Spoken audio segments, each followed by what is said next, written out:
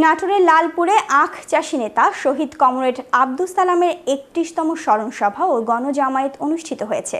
শনিবার বিকেলে উপজেলা কড়াইতলা প্রাঙ্গণে আখ চাষী সমিতি ও নাটোর জেলা ওয়ার্কার্স পার্টির সভাপতি অধ্যক্ষ ইব্রাহিম খলিলের সভাপতিত্বে ও নাটোর জেলা যুব মৈত্রী সাধারণ সম্পাদক আব্দুস সামাদের সঞ্চালনায় প্রধান অতিথির বক্তব্য রাখেন বাংলাদেশ ওয়ার্কার্স পার্টির সভাপতি ও ঢাকা ৮ আসনের সংসদ সদস্য রাশেদ খান মেনন।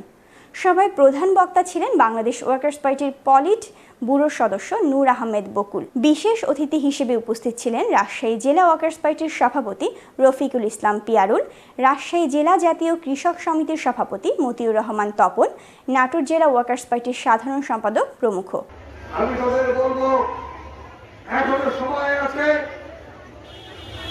যদি নির্বাচন না আসেন এটা জানবেন নির্বাচন হয়ে যাবে, আপনারা নির্বাচনের